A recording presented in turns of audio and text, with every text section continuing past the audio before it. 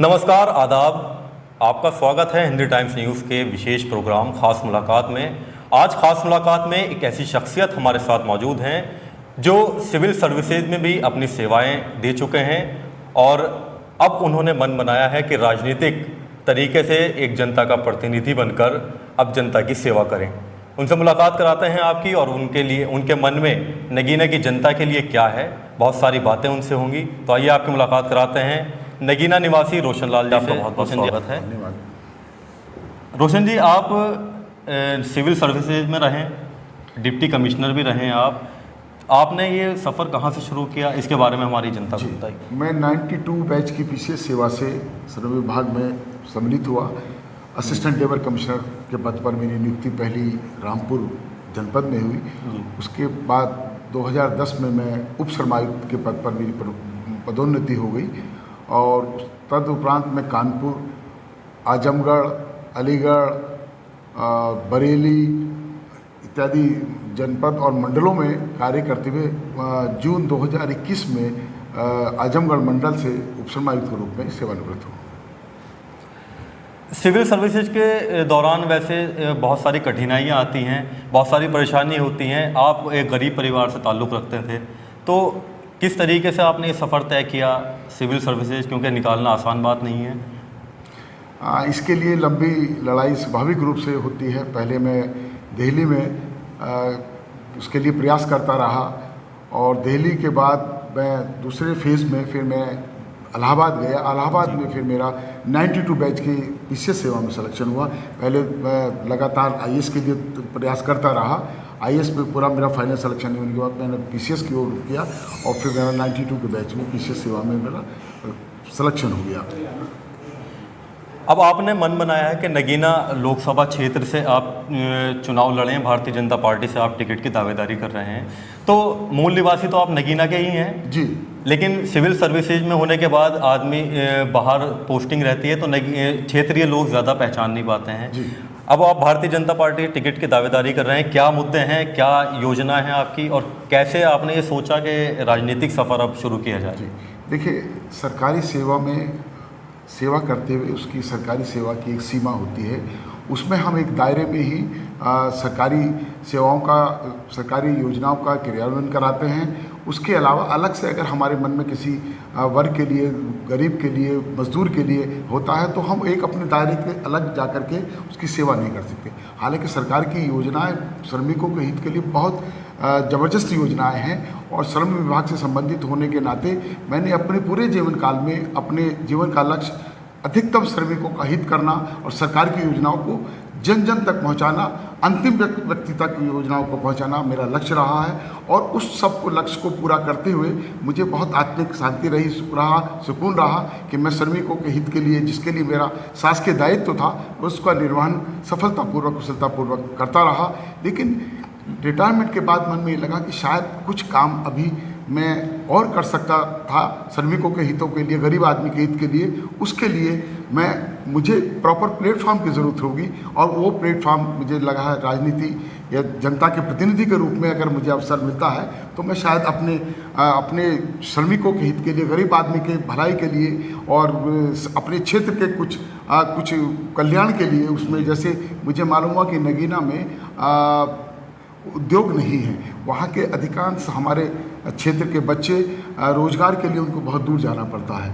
उनको रोज़गार का इस तरह के कोई कारखाने, फैक्ट्रियाँ नहीं हैं कि जिससे कि हम अपने स्थानीय पढ़े लिखे नवयुवकों को रोज़गार दे सके। एक दर्द मेरे मन में बड़ा ये भी रही कि ठीक है, बच्चे मेहनत करते हैं लेकिन उनको जब उनकी मनवांछित रोज़गार नहीं मिलता तो उनको बहुत निराशा होती है। उस भाव ने मुझे बहुत प्रेरित किया, क्यों ना मैं अपने क्षेत्र में अपनी जड़ों से जुड़ करके अपने क्षेत्र के लिए कुछ ऐसा कर सकूं कि जो मेरे जीवन के लिए, मेरी अपना जीवन में उसको सार्थक बना सकूं। अच्छा, कुछ लोगों के मन में एक सवाल ये भी रहेगा कि राजनीति के लिए भारतीय जनता पार्टी ही क्यों चुनी? देखिए, भारतीय जनता पार्टी या दूसरी पार्टी, उसमें कोई इस तरह का कोई चयन वाली बात नहीं है, लेकिन समय के हिसाब से जैसा मुझे लगा कि सरकार सेंटर में हो या स्टेट में हो, श्रमिकों के लिए, गरीब आदमी के लिए, वंचितों के लिए बहुत बेहतरीन काम कर रही है। जो मैं अपनी सेवा काल में भी करता रहा, उस काम को आगे बढ़ाने के लिए सरकार के और एक अंग के रूप में तो मैंने काम किया है। क्या एक जनप्रतिनिधि के रूप में भी अगर मैं सरकार की योजनाओं को जन जन तक पहुंचाता हूं, तो शायद वो देश हित में, राष्ट्र हित में और मानव कल्याण हित में बहुत अच्छा कदम होगा, जिससे मैं अपने आप को आत्मिक संतुष्टि भी महसूस कर सकूँ। एक मिनट यहाँ तक। रोशन जी, नगीना हैंडीक्राफ्ट का केंद्र रहा है। यहाँ नगीना में देश में ही नहीं बल्कि यहाँ से विदेशों तक हैंडीक्राफ्ट के आइटम्स की सप्लाई होती है। लेकिन पिछले कुछ सालों में ऐसा रहा कि नगीना में हैंडीक्राफ्ट का उद्योग बहुत ज़्यादा ठप हो गया। जो हैंडीक्राफ्ट के उद्योगकर्मी थे वो कहीं ना कहीं पिछड़ गए। चाइनीज़ आइटम कह लीजिए कि चाइनीज़ आइटम मार्केट में आ गए, तो उसकी वजह से तो आप नगीना के जो नगीना का ये पैतृक उद्योग कहूँगा मैं इसको कि हैंडीक्राफ्ट पैतृक उद्योग है, इसको बढ़ाने के लिए आप क्या करेंगे?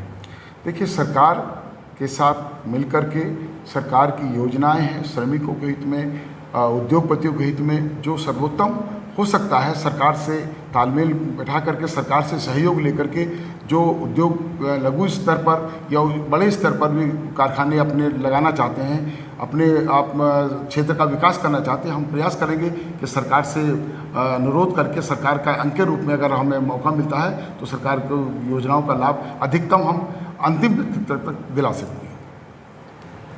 नगीना में मेडिकल कॉलेज माननीय योगी आदित्यनाथ जी ने उसका शिलान्यास किया। नगीना में मेडिकल फैसिलिटीज़ अच्छी नहीं है, उसके लिए क्या प्रयास रहेंगे आपके? देखिए, जो सरकार करती है वो जनहित में सरकार का प्रयास रहता है कि सर्वोत्तम करे। फिर भी कई बार ऐसी है स्थानीय स्तर पर कुछ चीज़ें, समस्याएं ऐसी होती हैं कि जो नहीं दिख पाती हैं, तो उसके जनता से मिल करके, उनसे स्थानीय लोगों से बात करके कि कहाँ पर कमी रहती है, कहाँ पर कमी रह गई है, उसको सरकार से हम मिल करके सरकार से सहयोग लेकर के उस योजनाओं को, या जो कहीं पर कमी रह रही है और स्थानीय लोगों की आवश्यकताओं के अनुरूप वो अपडेट नहीं है, उसको हम अपडेट कराएंगे। रोशन जी, नगीना रिजर्व लोकसभा सीट होने के बाद मेडिकल फैसिलिटीज़, एजुकेशन फैसिलिटीज़ से बहुत पिछड़ा हुआ है, तो इसका क्या कारण मानते हैं आप? इसका कारण ये भी हो सकता है कि जो हमारे जनप्रतिनिधि हैं क्षेत्र के, वो जनता की समस्याओं को सरकार के सामने वास्तविक रूप में जो है वो नहीं रख पाते। वो असमर्थ होते हैं कि अपनी जनता की मांग को, जनता की परेशानी को, जनता की डिमांड को सरकार के सामने रख सकें। जब सरकार को जनता की परेशानियां उनके प्रतिनिधियों के माध्यम से सुचारू रूप से प्रस्तुति नहीं हो पाएगी, तो सरकार उसमें किस तरह से, फिर भी सरकार अपनी ओर से प्रयास करती है कि जनता की परेशानियों को, कठिनाइयों को दूर कर सके। लेकिन इसमें जो पुनीत दायित्व है जनप्रतिनिधियों का है। अगर हमारे जनप्रतिनिधि अपने दायित्व का सम्यक कर रहे हैं, जनता की परेशानियों को, आवाज़ को सरकार तक नहीं पहुंचा रहे हैं, तो उसमें सरकार की कमी नहीं है, सरकार का दोष नहीं, हमारे जनप्रतिनिधियों का है कि वो क्यों नहीं जनता के दर्द को समझ रहे हैं, क्यों नहीं सरकार को वो बता करके उनका। रोशन जी, जो मौजूदा जनप्रतिनिधि हैं वो कहीं ना कहीं इस चीज़ को जनता के बीच रखते हैं कि इस वक्त हमारी सत्ता नहीं है, हम लोग सत्ता में नहीं हैं, तो कहीं ना कहीं वो इस चीज़ को कह के बच निकलते हैं। तो ये क्या वाकई ये कारण है नगीने के पिछड़ने का, नगीना लोकसभा या विधानसभा के पिछड़ने का, कि नगीना में भारतीय जनता पार्टी का नुमाइंदा नहीं है, भारतीय जनता पार्टी का कोई सांसद या विधायक नहीं है, इसलिए ये पिछड़ा हुआ है?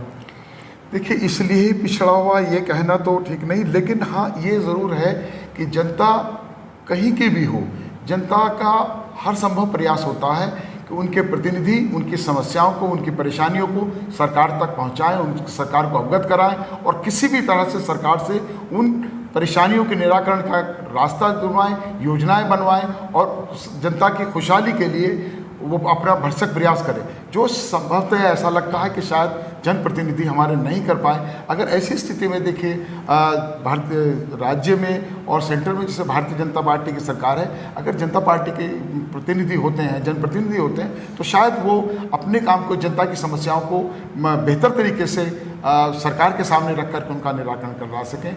मेरा यही मानना है कि सरकार हर काम करने के लिए, जनता का परेशानी दूर करने के लिए तैयार है, लेकिन उसके जनप्रतिनिधि, उसके नुमाइंदे अपने जनता की परेशानियों को सरकार के सामने सही तरह से प्रस्तुत करें, उनके निराकरण के लिए हर संभव प्रयास करें। नगीना लोकसभा में आपके मुख्य एजेंडे क्या होंगे? आप नगीना लोकसभा की तैयारी कर रहे हैं, तो मुख्य एजेंडा क्या है? मैं जैसे कुछ लोगों से मेरी वार्तालाप हुई, तो उन्होंने स्पष्ट रूप से कहा कि नगीना का विकास जितना होना चाहिए था उस हिसाब से बहुत कम हुआ है। विकास का मतलब यही है कि यहाँ पर उद्योग धंधे, लघु उद्योग धंधे की बात कर रही है, बड़े उद्योग धंधे तो है नहीं, उनका बहुत अभाव है। जब उद्योग धंधे नहीं होंगे तो व्यापारी वर्ग के लिए भी अपने विकास के लिए एक रास्ता सुगम नहीं होगा। और सबसे ज़्यादा परेशानी इस बात की होती है कि जो हमारा शिक्षित वर्ग है, यूथ है, युवा वर्ग है, उसको रोजगार के लिए भटकना पड़ता है, जिससे जो हमारी स्थानीय प्रतिभा है उसका पलायन होता है। उसका पलायन होने का मतलब यह है कि क्षेत्र के लिए वो क्षेत्र के होकर भी क्षेत्र का कुछ योगदान अपनी प्रतिभा का क्षेत्र के लिए नहीं कर पाते। अगर ऐसी स्थिति में हमारे पास बेहतर उद्योग धंधे, कारखाने अगर क्षेत्र में हमारे लग जाते हैं जनप्रतिनिधि या के प्रयास से, तो निश्चित रूप से मैं समझता हूं कि हमारे यूथ के लिए, हमारे क्षेत्रवासियों के लिए, गरीब लोगों के लिए, मजदूरों के लिए सरकार बेहतर से बेहतर योजनाएं का क्रियान्वयन कर सकती है और जनता की भलाई होगी और सरकार के लिए भी यह बहुत पुण्यकारी होगी।